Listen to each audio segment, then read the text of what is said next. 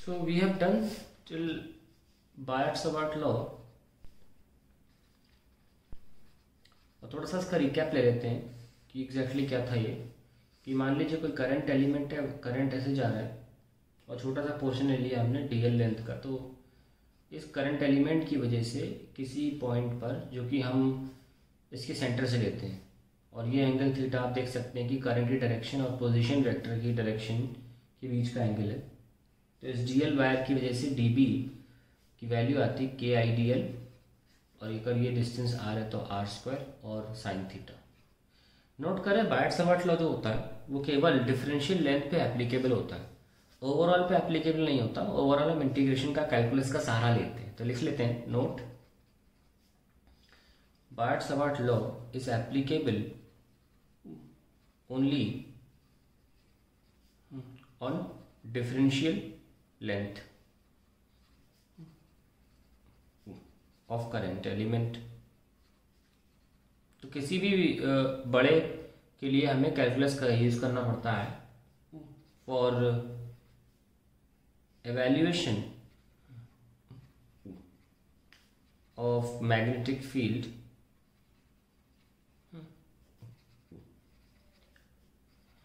due to long या यूं कहीं extended current elements, calculus is used। तो हम देखेंगे कि कैसे इस बायट-सवार्ट लॉ का बीएसएल, हम बार बार बीएसएल लिखेंगे, इसको का यूज़ कैसे कर सकते हैं हम different forms of current elements के लिए। So let's start with the first one, that is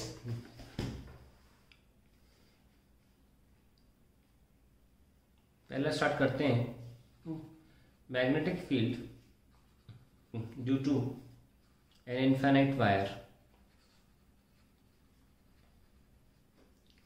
बहुत सिंपल है, ठीक है।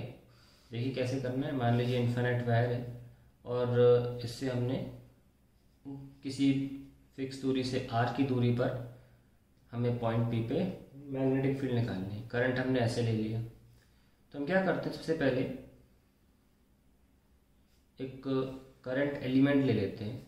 ये थीटा है तो डी थीटा के एंगल पर डीएल लेंथ का करंट एलिमेंट ले लिया, और मान लेते हैं कि इसकी जो, अगर हम डीएल की जगह डी वाई ले लो, ज़्यादा बेटर रहेगा, वाई ले लिया, तो ये जो डिस्टेंस है क्या हो जाएगी, सपोज इसका नाम लिख लेते हैं, ये ओ ले लो, ये पी, और ये ए ले लो। तो ए पी हो जाएगा पाइथागोरस के according R square plus Y square, ठीक है। तो अब इसके लिए हम क्या लिख सकते हैं, करंट ऐसे जा रहा है, ये एंगल थीटा है ना, हमने कहा था ना कि अब देखिए क्योंकि डिफरेंशियल एलिमेंट है, आप चाहे सेंटर से लें, चाहे यहाँ से लें, चाहे यहाँ से लें, ये इतना छोटा है कि थीटा हर पॉइंट के लिए कॉरेस्पॉन्डिंग एंगल साबित हो जाएगा, है ना। यहाँ से लोगे तो ये और ये एंगल थीटा सेम रहेगा। मानता हूँ कि ये लाइन और ये लाइन पैरेलल नहीं है, पर ये डी वाई इतना डिफरेंशियली छोटा है कि हम पैरेलल ले सकते हैं, इसलिए यही थीटा सेंटर से लेने पर भी काम आ जाएगा। तो ध्यान रखें कि हमने जो करंट एलिमेंट और पोजीशन वेक्टर के बीच में जो angle centre of the element से लेते हैं वो यहाँ से लेने में भी सही है। चलिए शुरू करते हैं। बेसिक डी वाई लेंथ के वायर के लिए, करंट एलिमेंट के लिए फॉर्मूला क्या लिखते हो, D B is equals to K I D L sine theta by R square. ज़्यादा सोचना नहीं है, आर स्क्वायर ना लिख के हम एक्स स्क्वायर लिख लेते हैं, ठीक है, क्योंकि एक्स की वैल्यू क्या है, ए पी है। आपको मैं दोबारा दिखा देता हूँ बायट-सवार्ट लॉ कैसे लिखते हैं। आइडियल तो लिखना है, ये पोर्शन आइडियल है। साइन थीटा क्या है, करंट और पोजीशन वेक्टर के बीच का एंगल, उसका साइन थीटा, और पोजीशन वेक्टर की मैग्नीट्यूड का स्क्वायर, वही मैं यहाँ कर रहा हूँ।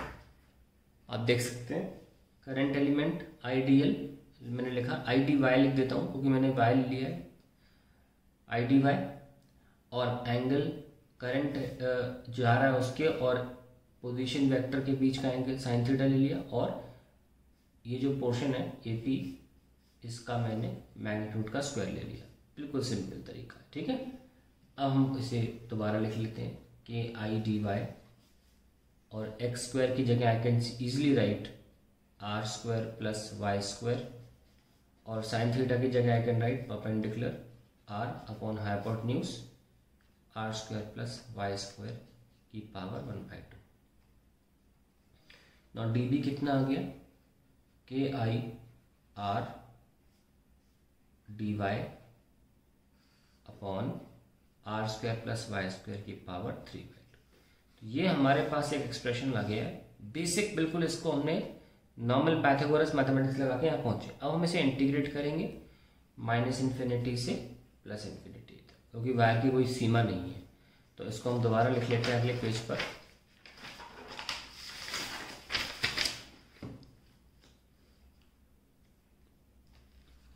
dB is equals to K I R D Y upon R square plus Y square की पावर 3/2। ध्यान रखें आर कांस्टेंट है क्योंकि वो वायर से फिक्स दूरी पर है और जो हमारा वाई है वो इंक्रीज हो रहा है। ठीक, तो हम वाई को लेंगे, पहले भी ऐसे डेरिवेशन कर चुके हैं, आर टैन थीटा है ना, इंटीग्रेशन इलेक्ट्रिक फील्ड में भी किया था।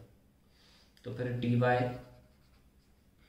बाई डी थीटा, आर तो कांस्टेंट है, will be sec square theta and then we can write D Y is equals to R sec square theta D theta. तो D Y को हम replace करेंगे इससे, ठीक है ना, और बाकी वैल्यूज हम वैसी की वैसी रखे रहने देंगे। Let's see what happens now. So K I R D Y की जगह क्या कहते हैं, R sec square theta D theta D Y की जगह, और ये क्या आ जाएगा, R square plus R square tan square theta की पावर 3/2। सो डी बी आ जाएगा के आई आर स्क्वायर, ठीक है, sec square theta D theta whole divided by, ये आर स्क्वायर कॉमन लेंगे तो स्क्वायर पावर 2 कट जाएगा और क्यूब बचेगा तो आर क्यूब। ऐसे ही 1 + tan स्क्वायर थीटा का सेक स्क्वायर थीटा हो जाएगा, स्क्वायर कटेगा क्यूब बचेगा, क्यूब थीटा। ठीक है, फिर आप ये कैंसिल कर सकते हो, ये पूरा हटा सकते हो, अल्टीमेटली विल गेट के आई बाय आर और 1/sec थीटा हो जाएगा कॉस थीटा डी थीटा। तो ये आपका डी बी आ गया। अब हम फाइनली इसको फाइनल स्टेप में इंटीग्रेट कर लेते हैं।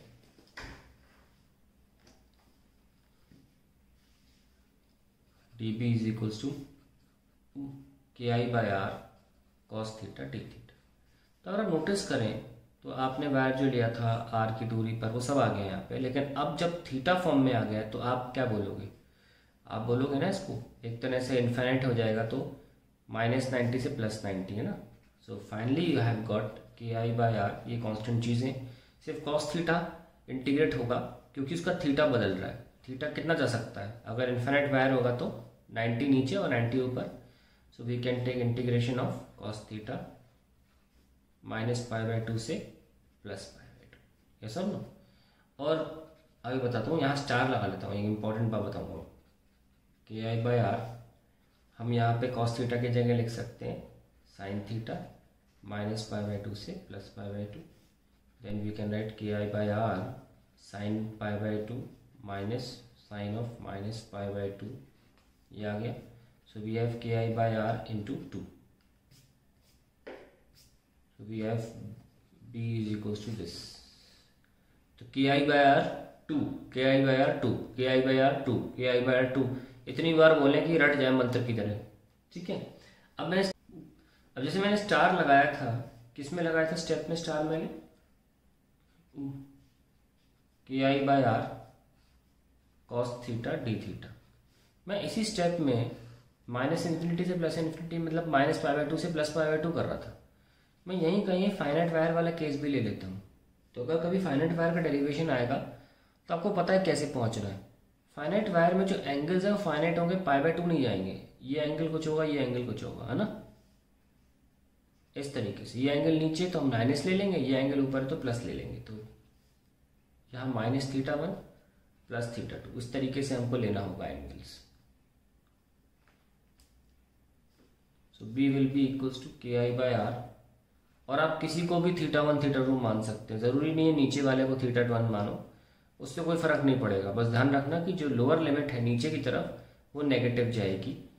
साइन थीटा कॉस थीटा का साइन थीटा -θ1 और θ2 सो आई गेट के आई बाय आर, पहले रख लेते हैं sine theta 2 minus of sine of minus theta 1, और हमको पता है कि साइन माइनस का साइन नहीं खा पाता, कॉस खा लेता है, तो ये ऐसे आ जाएगा। It's a very important expression where आप क्लियरली देख सकते हैं कि एंगल क्या कहाँ से लिए जा रहे हैं, छोरों से। जो एंड पॉइंट्स हैं वो क्या एंगल सबटेंड कर रहे हैं, एक परपेंडिकुलर लाइन जो हम ले रहे हैं, और वो कहीं भी हो सकती है। मतलब ज़रूरी नहीं है कि इसी पॉइंट से लिया जाए, यहाँ से भी ले सकते थे। अगर हम यहाँ, अगर मेरा पॉइंट ऑफ इंटरेस्ट यहाँ है, पर ध्यान रखना कि पॉइंट ऑफ इंटरेस्ट जो होता है उस पर जो वायर से लाइन आ रही है वो 90 डिग्री पर आ रही है वायर से। ऐसे नहीं लेना है आपको कि आपने वायर फाइनाइट ले लिया और आप पॉइंट यहाँ ले रहे हो, इंटरेस्ट आपका यहाँ है, ऐसे नहीं होता। तो फिर ये थीटा 1 थीटा 2 नहीं होंगे। आपको कैसे लेना है, पॉइंट ऑफ इंटरेस्ट लिया, वायर लिया, इससे 90 डिग्री गिराओ, और फिर जो एंगल सबटेंड होगा वो आपको यहाँ पे रखना है। तो लिख लेते हैं where theta 1 and theta 2 are the angles subtended by the ends of the wire at the point of interest। और ये बात मैं बाय डिफॉल्ट मान लेता हूँ कि लाइन 90 डिग्री की है, पॉइंट ऑफ इंटरेस्ट। तो ये आपका फाइनाइट वायर का भी हो गया और आपका इनफाइनाइट वायर का भी हो गया। बहुत ही इंपॉर्टेंट डेरिवेशन है। अभी इनको हम कैरी आउट करते हैं कि अगर फाइनाइट वायर, अगर सेमी इनफाइनाइट वायर हो तो कैसे होगा। सेमी इनफाइनाइट वायर मतलब ऐसे वायर, ये यहाँ पे इन्फिनिटी जा रहा है। तो मान लीजिए आपका पॉइंट ऑफ इंटरेस्ट यहाँ पे लाई करता है, तो लेट अस राइट सपोज ये थीटा 1 है, तो आप सीधे वैल्यू रखिए, ये एंगल थीटा 90 हो जाएगा। इन दैट केस के आई बाय, और ये आर है, ध्यान रखना ये डिस्टेंस परपेंडिकुलर है, K I by R sine theta 1 plus sine 90। तो यानी कि K I by R 1 plus sine theta, ऐसे लिख सकते हैं। अगर हम बात करें कि पॉइंट ऑफ इंटरेस्ट जो एक एंड पॉइंट पे है, सेमी इनफाइनाइट वायर भी है, केस 1 और case 2, and the point of interest in front of one end, जो कि हमको पता है, यानी कि ऐसे यहाँ पे पॉइंट ऑफ इंटरेस्ट है यहीं कहीं, बाकी जो इन्फिनिटी जा रहे हैं, ऐसे में देखिए फॉर्मूला क्या बनेगा, के आई बाय आर। अब ये एंगल जो है, अगर जब पॉइंट ऊपर था तो हम थीटा 1 ले रहे थे, अब तो सामने ही आ गया तो 0 हो गया ना, तो साइन 0 प्लस ये वाला साइन 90, तो क्या आ गया, K I by R into 1। So K I by are ही हमको लेना है एक सेमी इनफाइनाइट वायर के लिए, जब पॉइंट यहाँ पर हो। तो ये बहुत ही इंपॉर्टेंट एक्सप्रेशन है, के आई बाय 2, और जहाँ पे हमें जो आर है वो परपेंडिकुलर दूरी होती है वायर से।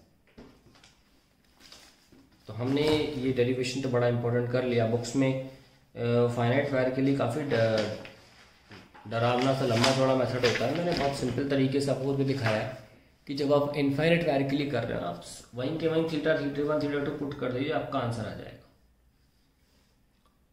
ना। कुछ ग्राफ्स की बात भी कर लेते हैं। मैंने निकाल के दिखाया कि बी जो है वो फाइनाइट वायर हो, चाहे इनफाइनाइट वायर हो, चाहे सेमी इनफाइनाइट वायर हो, एक बात तो तय है, ये इनफाइनाइट वायर के लिए था, है ना, और ये था K I by R 1 plus sine theta semi infinite wire के। अब वो पॉइंट पी कहीं भी हो सकता है, ये जनरल फॉर्मूला लिख दिया मैंने, सेमी इनफाइनाइट वायर, ठीक है।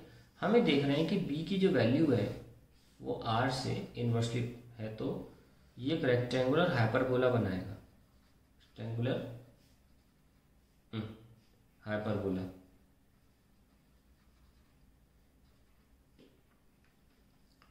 और ध्यान रखें के कभी खोलना नहीं, ताकि पूरे चैप्टर में के चलता रहे, तो कोई इशू नहीं है।